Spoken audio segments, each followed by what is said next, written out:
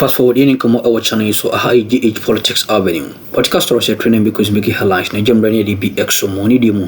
Ahom braximu yamo engra yinsimu. Unya yakwe yinsimu ye Solomon Osu na melo kasei watimi make some exposes be efa Asamoah Gyan sami ewuku ho efa skabi efe fo mu nsase ewo nanado danko Akuffo Addo amemum unya wajemre a wo boyin chirim stress at this point in time ye emonwura mu ne hwene yeko anide ba aha GH Politics Avenue. About the number of people that are always queuing at the Canadian embassy. You are going to Canada to do what? In snow. You are going there to do what? When we have a land full of honey, but because of the greed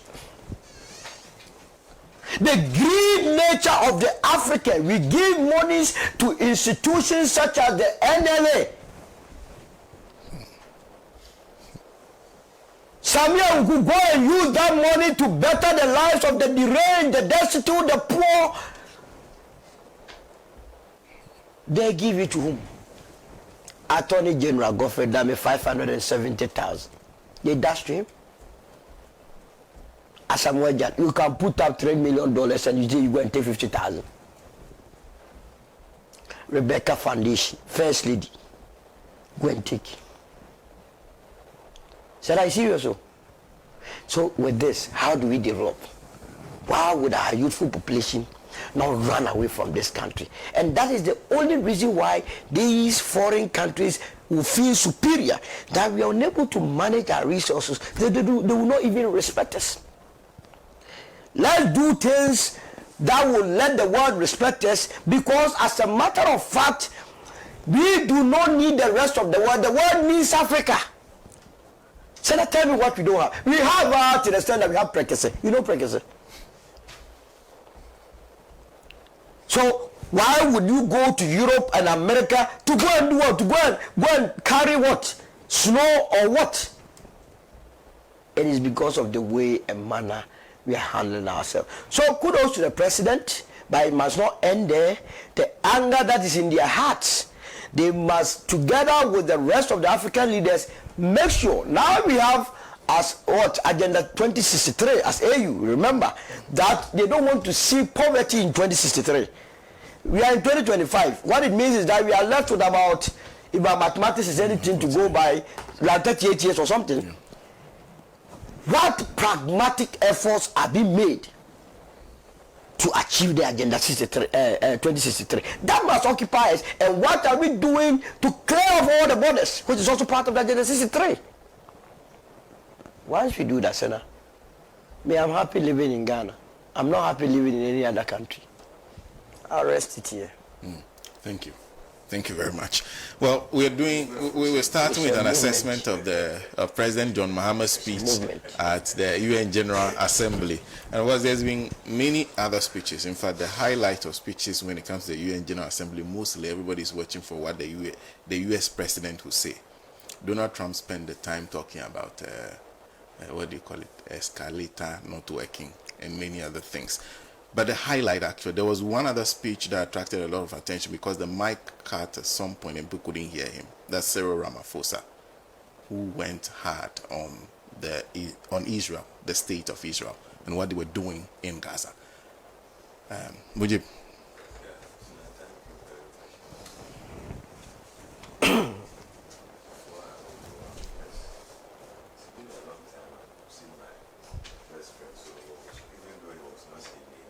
There to call, and though we struggled to liberate the new patriotic party, he couldn't stand the heat at a point, so they hesitated. So we are still on, so and I know very soon I'm bringing him back, because this time around we'll succeed of changing the leadership of the party, especially at the flag border level. When that is done, I know Solomon, many of my friends in the movement for change, I know it has been the struggle. Yeah. Solomon, the principle is the same, yes, but the approach is what now differ. Exactly. Yeah. So, and I'm assuring you this morning that you have played your part, so we'll end it. So now, I read the president's speech at the United Nations General Assembly. Yes, the President of the Republic of Ghana was so elated and happy. He read very critical issues, signifying the world the importance that a certain critical decision has to be taken, which are the fundamental issue. The President talked about what is happening in the Israel-Palestinian situation. The President emphasized on slave trade. And as Solomon said, the President raised critical issues. So now, it's true that many people, for their own reasons that we wouldn't know, still want what is happening. But at least times have changed, and the world itself all over is calling for peace.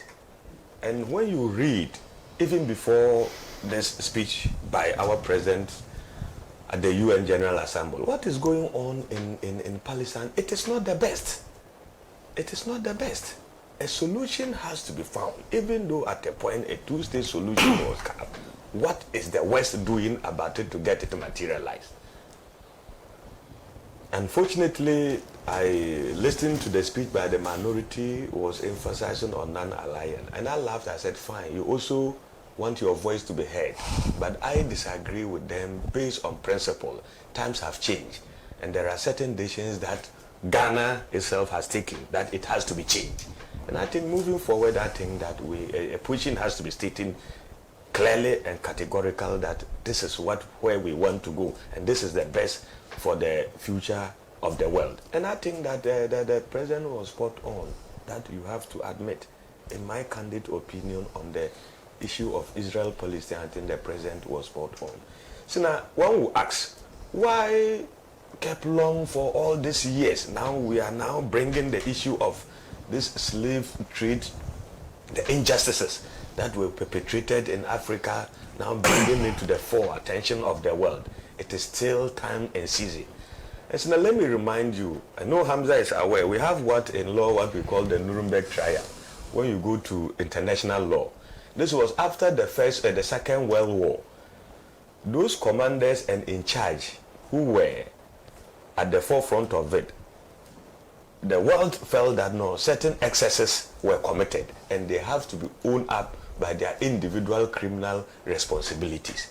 So, and I think that it is appropriate to be calling on the world, because this issue of the slave trade can be described as a scar in the conscience of the world. It has to be dealt and put behind us, even though history will continue to guide us. But I think that the calls now by the African leaders is appropriate, and I think that the world attention has to be drawn hard on it, so that at the end of the day, I think that what they are supposed to do and what is supposed to be done should be done, so that we can, if it has done to other parts of the world because of injustices, it can also be done for the people of Africa. And I think that, but critically, these are on papers and they have demonstrated. But I can't go without agreeing largely with Solomon. So now, it is your own architect of your own destiny. What you want your life to be depends on you first before any other person. Come home. What Africans, what are we doing so many years after independence? Let me use Ghana as a case study. So now we have resources in this country. Ghana is not poor. After 1957, so now when was the last time you've driven from Accra to Kumasi? It's a death trap, the road. The road is a death trap. Have you traveled from Cape Coast to Western region? And when you get to Western region, to Asankregwa and other cocoa producing areas, cotton producing areas, now the rainy season, the cars are stuck there, only waiting for the ground to dry so that they can try to pull them out. That is the situation we found ourselves. So now we are still grapple with unemployment. To the extent that research has shown that in Ghana, we are sitting on time bomb because of unemployment. So now, what happened to the manufacturing industry sector? When we're all growing, we have the GNTC, Ghana National Trading Companies and all those things. But we're there, we can do it. We have the resources, but it is the mindset. If we are not selfish, if we are not thinking about ourselves, and they want to leave a good legacy as leaders.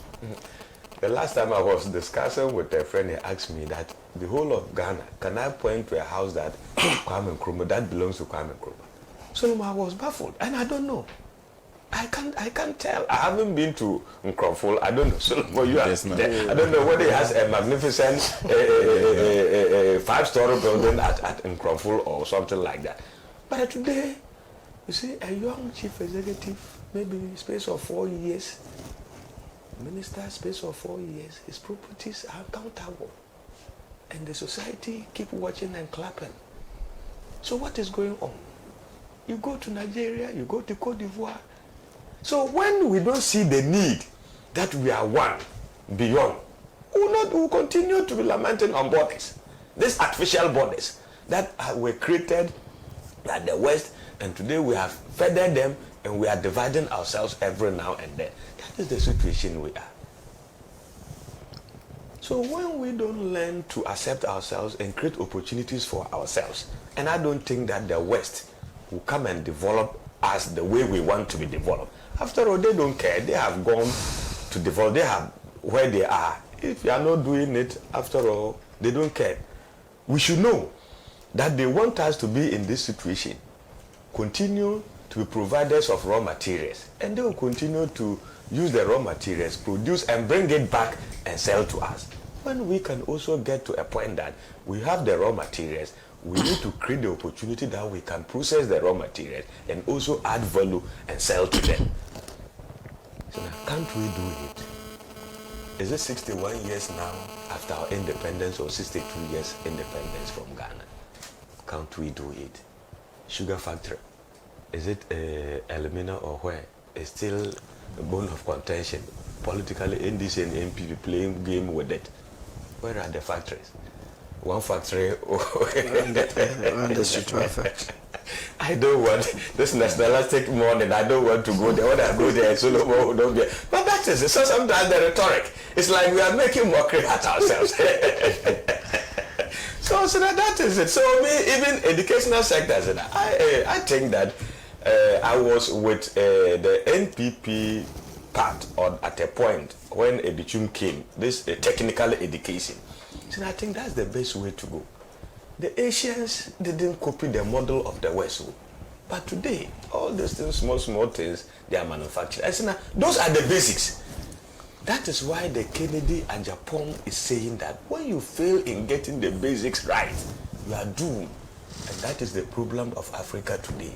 So that the watches, the mobile phones, small things, it can be learned and taught at the Sunday school technical education level.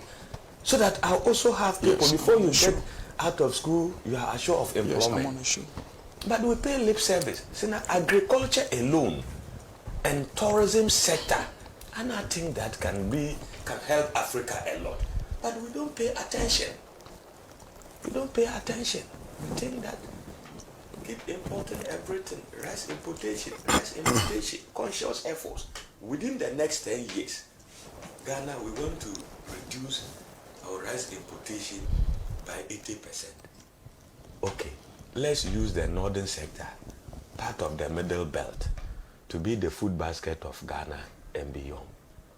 And government conscious, we are going to all the implement that is important to facilitate it. Let's bring it, give it to farmers. So now we can do it. But the interest or the foresight is not there. So as we are blaming the white, let's do introspection. And I think that the major issues are with us. So now why? Kwame Nkrumah and a few others those days could get it right. So why can't today leaders get it right? Why can't they get it right? So we are sitting holding our arms, go begging at IMF and World Bank. Anyway, I think that I'll rest my case here because I don't want to step on many toes this morning. Thank you very much. A few comments from those of you who are joining us. This is Alhaji Hamza in Pig Farm who says, truth be told, President Mahama made us and for that matter, Africa Proud, at the 80th UN General Assembly. President Mahama spoke the minds of Africa and his speech was spot on. I was particularly happy to see that 142 countries voted in favor of Palestine to be an independent state. I was also happy to see that the UN General Assembly described what is happening in Palestine as genocide. I hope at the venture the minority will reverse their nose and apologize to Honorable Ablakwa for describing the acts in parliament as genocide. This one, Facebook, Suleiman Abdurrahim says the president hit the nail right on the head. The genocide in parliament must stop now. Issa Adams, a very powerful and impactful speech. Kwame Nkrumah will certainly be smiling in his grave. Thank you. There's Kukubo Steven who says, good morning. It's time for Africa to unite and stand for ourselves. It will not be easy, but we need to. Thank you. There's Emmanuel Boekwe.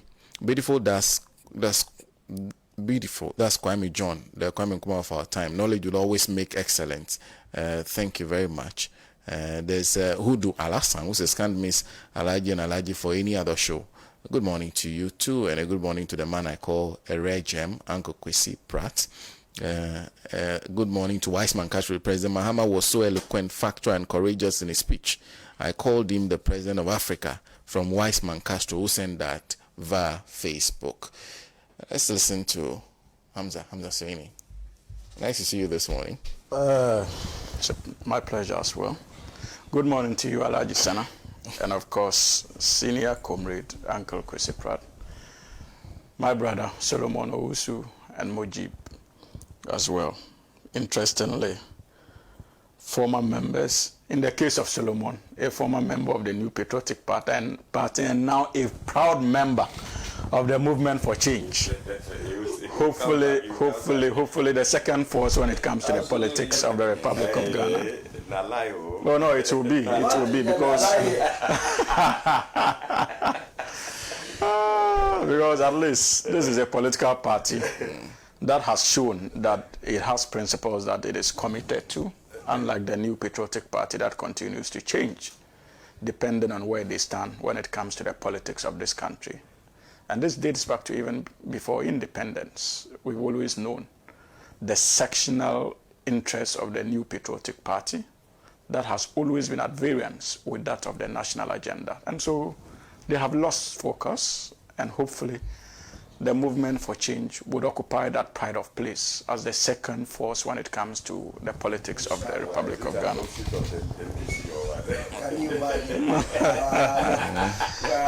Sana, I think that I have monitored discussions not just in Ghana but also internationally about the performance of not just His Excellency President John Dramani Mahama, but a number of African leaders who had the opportunity of making their statements before the United Nations General Assembly.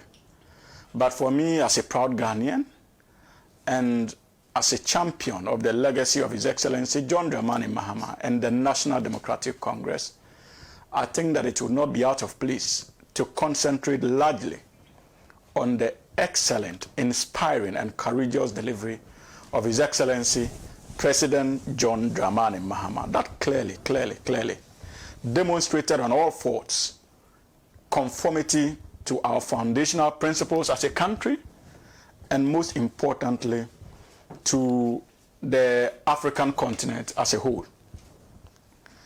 You see, I have always argued that when it comes to the composition of the United Nations, especially the Security Council, the unfortunate sidelining of African countries is something we must all work assiduously to reverse and ensure that just as we fought for independence for African countries, the time has come for us to demonstrate once more our willingness to not just be observers when it comes to the international stage, but important players for that matter, as far as the continent is concerned.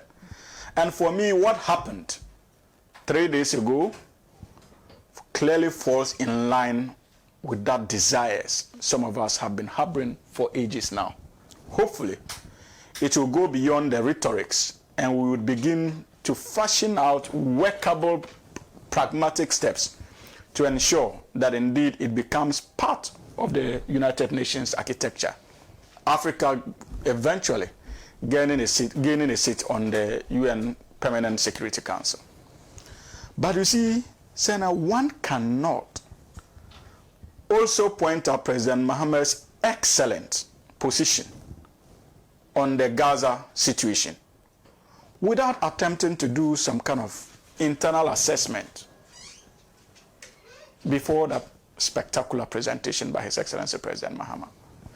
And that brings me to the press conference the New Patriotic Party decided to organize prior to President Mahama's presentation. You remember that in that press conference, their ranking member on foreign affairs decided not only to take the foreign affairs minister to the cleaners for condemning the activities in Gaza, but to a very large extent question our commitment to the non-aligned movement principles as a republic. And for me, when I monitored that press conference, I was left with no option than to conclude that clearly, if there's any institution that has lost focus, if there's any institution that is in need of salvaging, if there's any institution that has become reckless and stagnant is an understatement, maybe retrogressive in its activities, then clearly it is the New Patriotic Party. And if I were them, I would use His Excellency President Mahama's spectacular delivery and commitment to both our African. We air some who team course watching on so I'm not so Jim or had a sense of what in the Adumi Adumania, when you have essential near some conscience cry.